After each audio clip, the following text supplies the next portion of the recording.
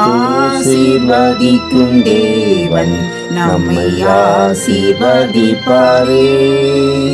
துதி ஸ்தோத்திரம் இயேசுநாதா, துதி உமக்கே என்றுமே. இன்று ஒரு வசனம். இனி நான் அல்ல, கிறிஸ்துவே எனக்குள் பிழைத்திருக்கிறார். கலாத்தியர் 2:20. கர்த்தருக்கு பிரியமான தேவனுடைய பிள்ளைகளே, இயேசு கிறிஸ்துவின் நாமத்தினாலே உங்களை வாழ்த்தி ஆசீர்வதிக்கிறோம். பிரியமானவர்களே, நாம் இப்பிரபஞ்சத்துக்கு உரியவர்கள் அல்ல, நாம் பரலோகத்துக்கு உரியவர்கள்.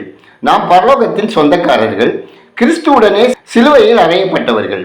ஆயினும் பல நேரங்களில் நான் செய்கிறது எனக்கு சம்மதி இல்லை, நான் விரும்புகிறதை செய்யாமல் நான் வெறுக்கிறதையே செய்கிறேன், நான் அல்ல எனக்குள் வாசமாயிருக்கிற பாவமே அப்படி செய்கிறது என அங்கலாய்க்கிறீர்களா?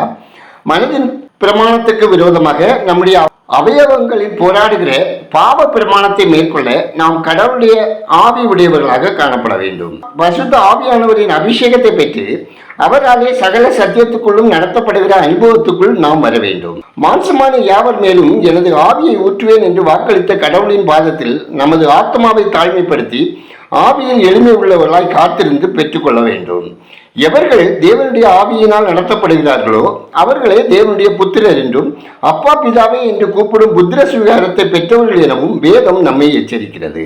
ஒரு கிறிஸ்தவனின் வெற்றி உள்ள வாழ்க்கைக்கு பரிசுத்த ஆவியானவரின் அபிஷேகம் அவசியமாய் இருக்கிறது.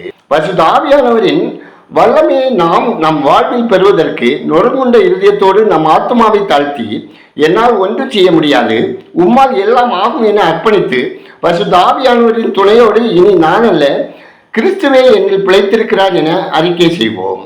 நமது வாழ்வில் நான் என்ற எண்ணம் உண்டானால் நாம் கடவுளை விட்டு தூரமாய்த்தான் இருப்போம். ஜெபம் செய்வோம். மாம்சமான யாவர் மேலும் என் ஆவியை ஊற்றுவேன் என வாக்குரைத்த பரலோக பிதாவே, என்னை உங்க ஆவியால் நிரப்புங்க. இனி நான் அல்ல, கிறிஸ்துவே என்னை பிழைத்திருக்கும் வாழ்க்கை வாழ என்னை வழிநடத்துங்க. மன்னிப்பின் தேவனே, எனது உணர்வற்ற நிலையை மாற்றுங்க. எனது மறைவான பாவங்களையும் உமக்கு முன்பாக அறிக்கையிடுகிறேன். என்னை மன்னித்து பரிசுத்தப்படுத்துங்க. தேவனே, உம்மிடமிருந்து ஆசீர்வாதங்களை பெற்று அனுபவிப்பதற்கான தூய்மையான இருதயத்தையும் சுத்தமான கரங்களையும் எங்களுக்கு தந்தள்ளுங்க. அப்பா, மூட்டு வலியினால், கால் வலிகளினால், எலும்பு தேய்மானங்களினால் துன்பப்படுகிற ஒவ்வொரு மக்களுக்கும் அவர்கள் பலவீனங்கள் மாற செய்து வலிகள் வேதனைகளிலிருந்து விடுவித்து தங்கள் அனுதின கடமைகளை சிரமமின்றி செய்யத்தக்கதான கிருபைகளை தந்து ஆரோக்கியத்தோடு வாழ தயவு செய்தல்ல ஜெபிக்கிறோம். கர்த்தாவே, இந்த உலக வாழ்வில் சந்திக்கிற பாடுகளினாலும் உபத்திரவங்களினாலும் பிரச்சனைகளினாலும் நாங்கள் சோர்ந்து போகாமல் உங்க பலத்தால் வழிநடத்தி சத்துருவை மேற்கொண்டு செயல்பட ஜெயமுள்ள வாழ்க்கை வாழ எங்களுக்கு இரக்கம் செய்தல்லுங்க. ஆண்டவரே, எங்களையும் உங்க அன்பு பிள்ளைகள் அனைவரையும் சூழ்ந்திருக்கிற அந்தகார இருளை துரத்தி வெளிச்சம் தந்து தீமைகளிலிருந்து விடுவித்து நன்மைகளால் நிரப்பிட ஜெபிக்கிறோம். கர்த்தாவே, பிசாசின் கட்டுகளினால் மாந்திரீக வல்லமைகளினால் பீடிக்கப்பட்டு கண்ணீரோடு வாழுகிற ஒவ்வொருவருக்கும் அற்புதமான விடுதலை தந்து மாந்திரீக வல்லமைகள் செயலிழந்து போகச் செய்து ரட்சித்தருள ஜெபிக்கிறோம். ஆண்டவரே, நெடுங்காலமாய் பற்பல வியாதிகளினால் பீடிக்கப்பட்டு சமாதானம் இழந்து துன்பத்தோடு கண்ணீரோடு வாழுகிற ஒவ்வொருவரையும் உங்க தழும்புகளால் குணப்படுத்தி மகிழ்வாக வாழ இரக்கம் செய்தள்ளுங்க.